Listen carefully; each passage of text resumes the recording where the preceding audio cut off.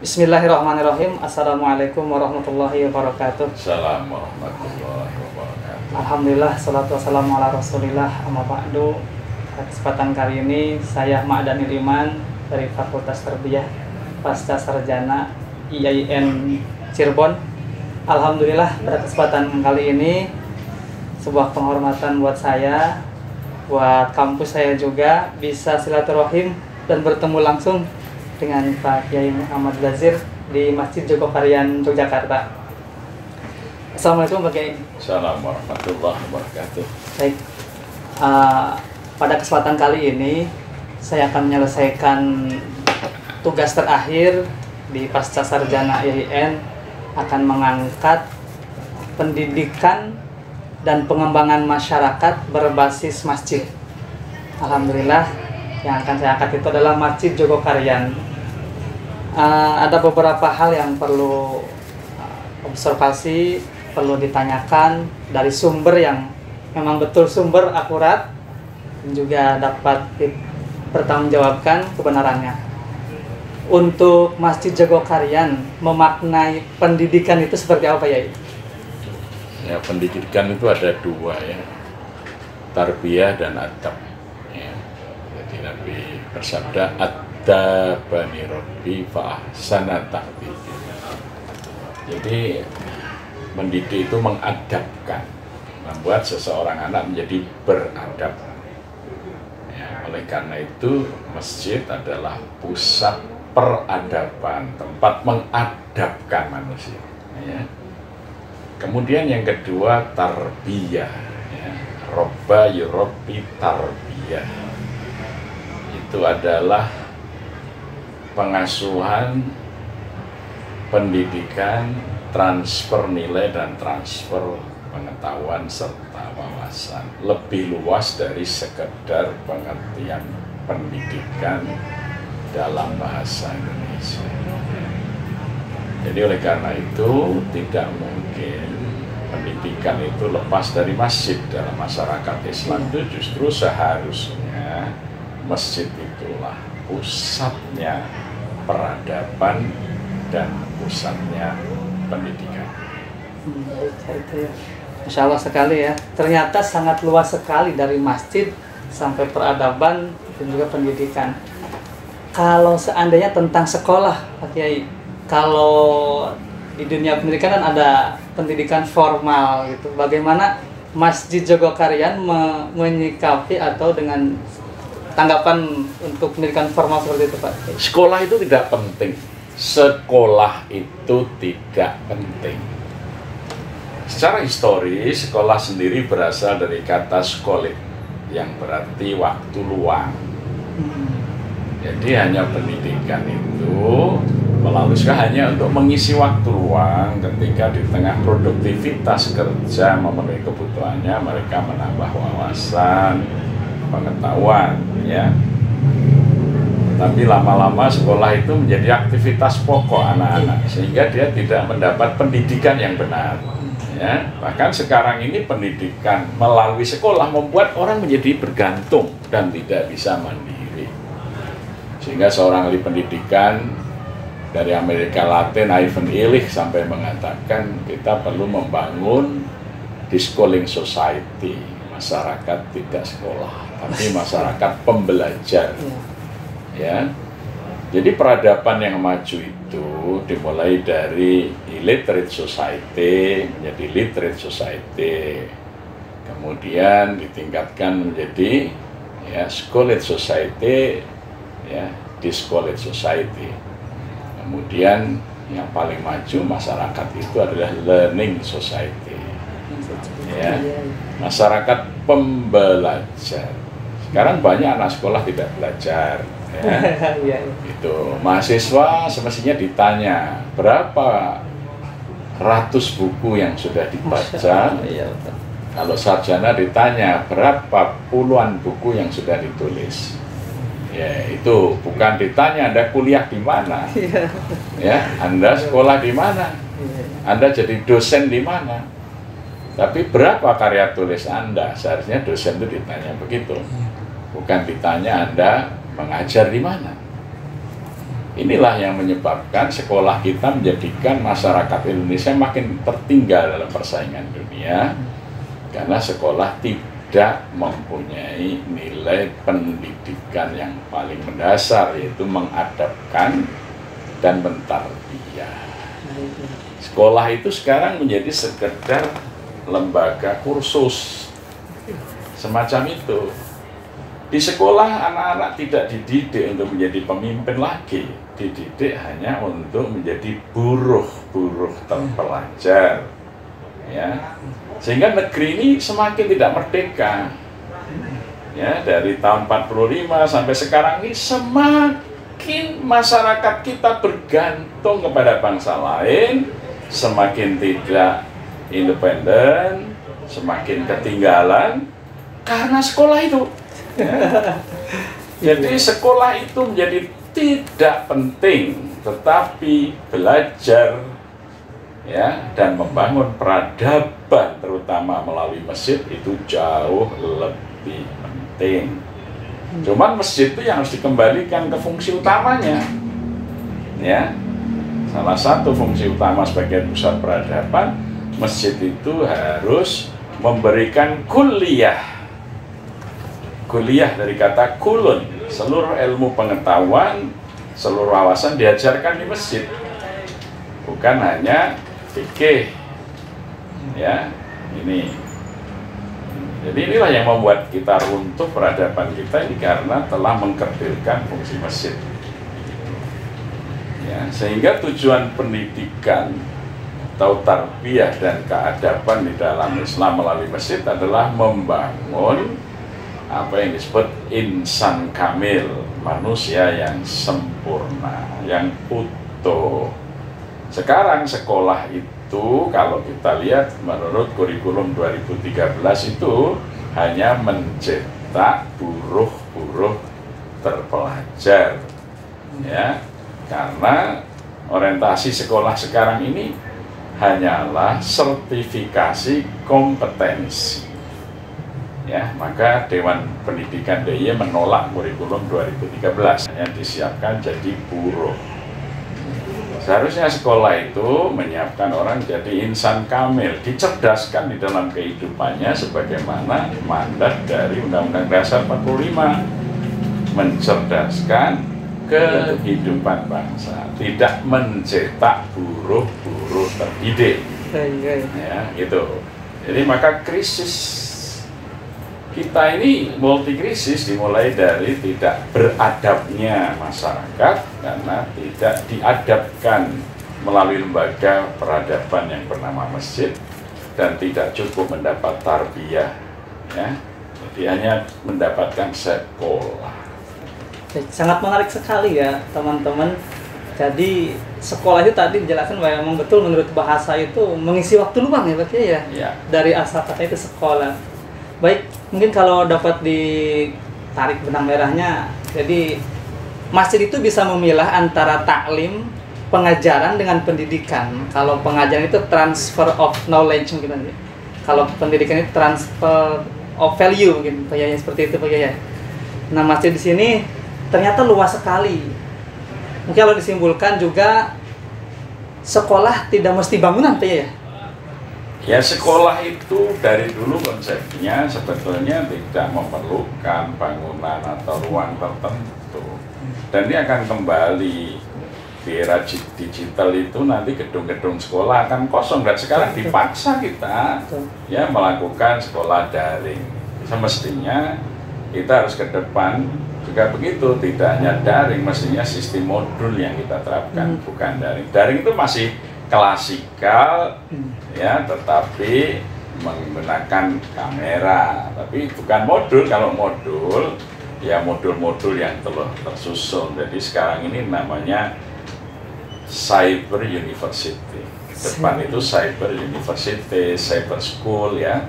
Jadi sekolah cyber, jadi bukan sekolah daring atau luring, tetapi adalah sekolah cyber. Sehingga tidak perlu ruang, ya, tidak perlu macam-macam, ya. Sehingga pendidikan ini bisa dijangkau oleh siapapun dan bisa benar-benar memberikan apa yang diperlukan oleh masyarakat. Di Indonesia sekarang ini karena sekolah tadi, ya, semakin tinggi sekolah semakin orang tidak bisa mandiri, ya. Jadi misalnya orang lulus S3 itu dia malah cari pekerjaan, Betul, betul. ya, S2, S1. Lapangan kerja di Indonesia ini diciptakan 72% lapangan kerja ini diciptakan oleh mereka yang sekolahnya hanya SMP ke bawah. Ya, itu pencipta lapangan kerja. Bukan yang berpendidikan tinggi. Bersekolah yang tinggi maksudnya. Tapi dia bisa cerdas belajar dari lingkungannya. Jadi dunia ini akan kembali kepada apa yang diajarkan Rasulullah. Ya, jadi Islam ini akan menjadi solusi dan ini dipaksa oleh Allah melalui proses, ya, bergulirnya zaman, ya. Jadi kebenarannya itu akan bisa dicapai sehingga seperti dulu para ulama itu ya ahli syariah, ya ahli teknik, ya ahli kedokteran, ya ahli matematika gitu. Sekarang ini ulama cuma ahli syariah, ahli balagho, ahli ini, sehingga nggak banyak manfaatnya ulama ini. Artinya sekarang ini ulama itu tidak mengambil peran besar di dalam kehidupan berbangsa dan bernegara, hanya jadi pelengkap tukang doa gitu ya, tidak membangun negeri gitu ya. Jadi ini karena apa, ulama sekarang ini base ilmunya hanya terbatas pada syariah. Kalau kembali kepada masa yang lalu, orang-orang yang sangat muda, ya, misalnya Imam An-Nawawi, itu udah ratusan buku ditulis sampai sekarang orang bisa belajar apa saja. Padahal beliau wafat dalam umur masih 41 tahun. Ya, Imam Al-Ghazali itu juga usianya hanya 54 tahun, tapi kitabnya dikaji banyak orang. Karena tidak sekolah itu. Kalau yang sekolah, lulus pun tidak satu buku pun diterbitkan. Tidak satu pun ditulis untuk masyarakat yang memberi solusi. Ya. Jadi harus kembali ke zaman pada ulama itu dilahirkan di masjid. Itu. Jadi seharusnya begitu. Jadi masjid itu melahirkan ulama yang kulliyah, ya, yang kullun, keahliannya itu menyeluruh. Ya. Maka masjid itu disebut masjid jami, karena kumpulan pengetahuan itu didapat di masjid. Maka dulu di Masjid Qarawiyun di kota Fes, Maroko itu pertama kalilah berdiri Al-Jami'ah, atau diterjemahkan kemudian dalam bahasa Inggris menjadi universitas. Universitas itu pertama di dunia ya di masjid di Qarawiyun. Baru 200 tahun sesudah itu Al-Azhar. Jadi kita bisa lihat bahwa kemunduran ini ketika masyarakat kita tidak memfungsikan masjid sebagai pusat peradaban, ya. Maka ulama-ulama kemudian sekedar menjadi ulama yang paham syariat saja, dia tidak paham segala aspek kehidupan, ya. Karena dibatasi apa yang harus dibaca, apa yang harus dipelajari, ya. Kalau ulama dulu semuanya dipelajari dan semua dikuasai, ya. Jadi oleh karena itu dalam usia muda mereka sudah menulis banyak kitab, berbagai hal sudah dikupas di situ. Ya. Jadi kalau kita nggak kembali ke masjid sebagai pusat peradaban, ya apalagi kita umat Islam Indonesia akan semakin tertinggal. Sekolah hanya akan mencetak budak-budak baru, ya, buruh-buruh baru yang terdidik, yang hanya loyal kepada majikan-majikan asing dan bahkan menggadaikan negara ini. Ya, ini yang terjadi sampai hari ini. Ini sangat cambukan banget ya buat saya pribadi, khususnya yang mungkin bergelut di dunia akademisi dan teman-teman juga, sebagai pesan buat kita semua yang berada di lingkungan sekolah, pendidikan, ya saatnya kita harus memiliki karya seperti ulama-ulama zaman dahulu yang lahir dari masjid. Baik, menuju ke hal yang spesifik Pak Kiai, untuk kegiatan pendidikan apa saja yang ada atau dilaksanakan di Masjid Joko Karyanti? Ya, di sini sudah dari tahun 1964 sebelum ada masjid. Organisasi pertama di sini namanya Pengajian Anak-anak Joko Karyanti. Jadi bagaimana ya generasi muda mulai anak-anak itu mendapatkan kajian yang terkait dengan keadaban maupun tarbiyah. Ya. Sehingga kita harapkan ya anak-anak ini punya wawasan yang luas, maka ketika dia ada di sekolah mendapatkan ilmu-ilmu yang bersifat teknis, di masjid mendapatkan ilmu-ilmu yang bersifat dasar, ya, yang bisa menjadi sumber daripada paradigma keilmuannya. Jadi kegiatan kita ya mengacu kepada pola-pola pikir yang menjadikan masjid sebagai pusat dari kehidupan. Baik. Selanjutnya bahwa Masjid Jogokarian yang sangat fenomenal ya, khususnya di Jawa Barat ya. Ini sudah mungkin bahasa sekarang viral ya, sangat viral sekali bahwa sholat berjamaah subuh di Masjid Jogokarian seperti sholat Jumat. Dan itu saya merasakan sekali. Saya udah 2 malam di sini. Masya Allah, itu yang mungkin ya, dari itu karena pelajaran. masa pandemi, kalau nggak pandemi ya penuh. Ini masa pandemi kan cukup berkurang. Segini berkurang mungkin. Oh, ini berkurang sekitar 30%. Nah, orang yang masih takut dengan pandemi itu belum ke masjid. Iya. Dan kita menghormati lah kekhawatiran. Jadi belum kita gerakkan supaya normal kembali karena situasi pandemi masih seperti ini. Biar saja mereka yang merasa khawatir ya di rumah dulu. Kan ada pengumuman di setiap mau adzan kan? Iya. Tapi yang batuk, tenggorokan gatal, Iya. sholat di rumah dulu kan gitu. Ada himbauan bahkan. Iya. Tetap ya melaksanakan prokes-prokesnya di sini tuh ya. Selanjutnya, selain memang sholat berjamaah yang menjadikan masjid percontohan bukan hanya untuk Jawa Barat ya, untuk Indonesia keseluruhan. Saya dapat informasi dari Kementerian Agama tahun 2019 Masjid Jogokarian sebagai masjid manajemen idarah terbaik ya. Nah, itu 2016. 2016. Jadi 2016 masjid ini mendapat penghargaan masjid dengan idarah terbaik secara nasional. Kemudian 2019 itu kita dapat penghargaan masjid paling makmur di Indonesia. Oh iya. Terus juga Masjid Jogokarian ini tadi ya kembali kepada manajemen ya, manajemen idarah atau DKM kalau ini Dewan Kemakmuran Masjid untuk sholat berjamaah. Kalau saya simpulkan bahwa Masjid Jogokarian ini sebagai sekolah, kelasnya itu adalah rumah masyarakat.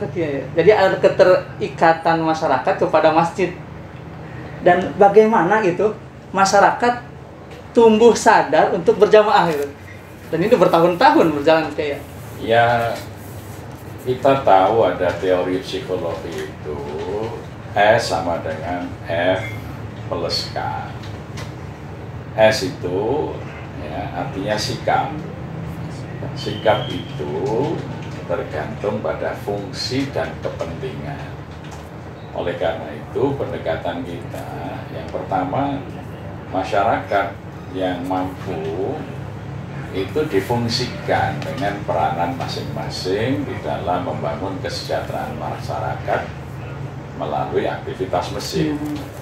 Sedangkan masyarakat yang belum mampu, kepentingan mereka kita sediakan di masjid. Jadi kepentingan sembakonya, jangan sampai keberadaan masjid ini tidak bisa menjadi solusi bagi warga miskin untuk mencukupi kebutuhannya. Maka di sini warga miskin mendapatkan bantuan rutin dari masjid itu setiap 15 hari sekali. Itu ada 480 KK yang kita berikan bantuan sembako. Masih kita berikan mereka itu ATM beras kalau mereka kehabisan beras, kita sediakan, kita berikan bantuan SPP bagi yang tidak bisa bayar SPP sampai mereka yang kuliah atau penelitian ya, bagi jamaah kita kalau perlu dana kita siapkan. Kemudian juga bantuan perumahan Jadi rumah-rumah yang tidak layak kita perbaiki, kemudian orang yang mau beli rumah uangnya kurang bisa kita talangi terlebih dahulu.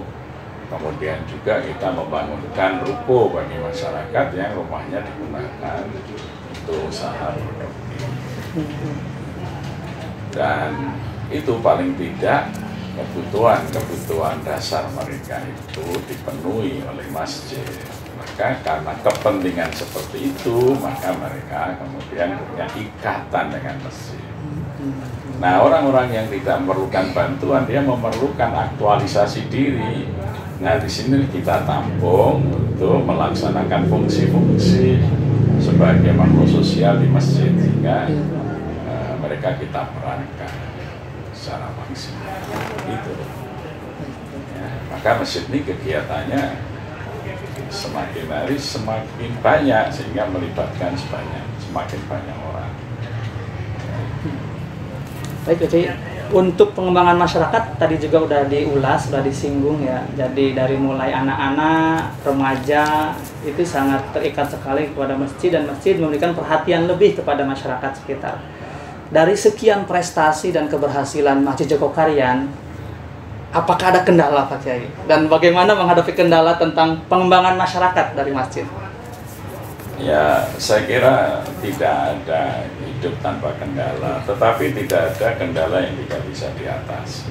Ya, banyak kendala. Yang pertama, paling awal adalah biasanya menyangkut merubah mindset masyarakat. Selama ini masyarakat kan dipola oleh penjajah Belanda, masjid itu hanya tempat ibadah, sehingga masjid itu hanya dibuka kalau mau sholat, selesai sholat ditutup lagi. Itu masjid zaman penjajahan. Kita ini sudah merdeka, jadi kalau sekarang masih ada masjid yang dibuka sebelum sholat, habis isya dikunci pintunya, lampunya mati, itu masjid zaman penjajah, belum merdeka itu. Ya, harus dimerdekakan.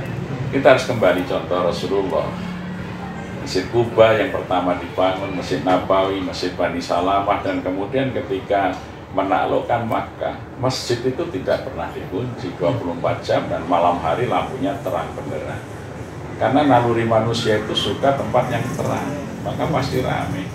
Ya, oleh karena itu anak-anak muda lebih suka ke mall yang terang daripada masjid yang gelap. Apalagi sudah habis sisa ya, dikunci pintu. Itu kan tidak mengikuti sunnah Rasul, mengikuti Stadblad nomor 26 tahun 1903 zaman Belanda.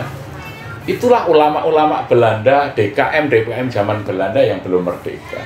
Ya, itulah yang harus dimerdekakan. Nah, ini tantangan kita yang pertama, membongkar mental dan pikiran orang terjajah, gitu ya, di dalam pengelolaan masjid. Maka masjid-masjid sepi kalah sama mall. Itu karena kebodohan mereka yang mengelola, nggak ngerti masjid di zaman Nabi itu apa fungsinya. Mereka mengikuti doktrin-doktrin Belanda di dalam mengelola masjid. Itulah kendala yang pertama. Harus dibongkar itu cara-cara itu. Arti berangkat dari pengelola itu sendiri Pak Yai ya. Oh iya. Kalau di pengelolanya harus punya ilmu tentang masjid. Itu nggak mungkin nggak ngerti, dia itu ngelola masjid mengikuti apa yang ada. Itu bodoh. Itu masjid zaman penjajah, bukan masjid zaman Nabi yang keliru. Jadi pola pemikiran, pola pikir para DKM itu kan contoh ya, yang lebih konkret itu di masalah pengelolaan keuangan kayak setiap bulan, setiap Jumat itu senang sekali menyebutkan saldo besar gitu. Itu sebuah prestasi untuk DKM. Padahal di Jogokarian justru dibalik. Saldo itu bagaimana pakai pengelolaan keuangan itu? Ya, kita merubah berpikir cara pengemis yang mengumpulkan uang. Ya, berpikir orang kikir, nggak mau mengeluarkan uang, simpan. Itu watak yang sangat dibenci Islam. Kikir, mental pengemis, ya, suka dengan harta, disimpan-simpan. Itu semuanya kan bertentangan dengan ajaran Islam dan akhlak Islam. Kenapa malah dilakukan oleh para pengurus masjid? Islam mengajarkan kedermawanan, menyelesaikan persoalan, bukan ngumpulin uang. Itu koron itu namanya. Betul. Ya, berarti untuk peluang keuangan itu sendiri, Pak Kiai, bulanan atau mingguankah untuk manajemen laporan transparansi kepada masyarakat itu? Oh, kalau kita setiap hari bisa diakses, bahkan selama 26 tahun masih bisa diakses sampai hari ini. Ya. Iya. Karena apa? Supaya amanah ini bisa kita laksanakan dengan baik. Ya. Disitulah trust atau kepercayaan publik itu akan ada. Ya. Kita insya Allah tidak pernah kita ini telak di dalam mencukupi kebutuhan karena kepercayaan masyarakat. Ya. Kenapa masyarakat percaya? Karena kemanfaatan itu segera bisa disaksikan dan pengelolaan keuangan mereka bisa mengoreksi, mengawasi, ya, secara terbuka. Wah, ini sangat menarik sekali ya. Kita ini langsung mengadakan live ini ba'da maghrib. Jadi kita persiapan juga untuk pada Isya. Jadi mungkin tidak sampai larut-larut lagi karena kita menyiapkan untuk sholat Isya. Terakhir Pak Kiai, untuk closing statement lah.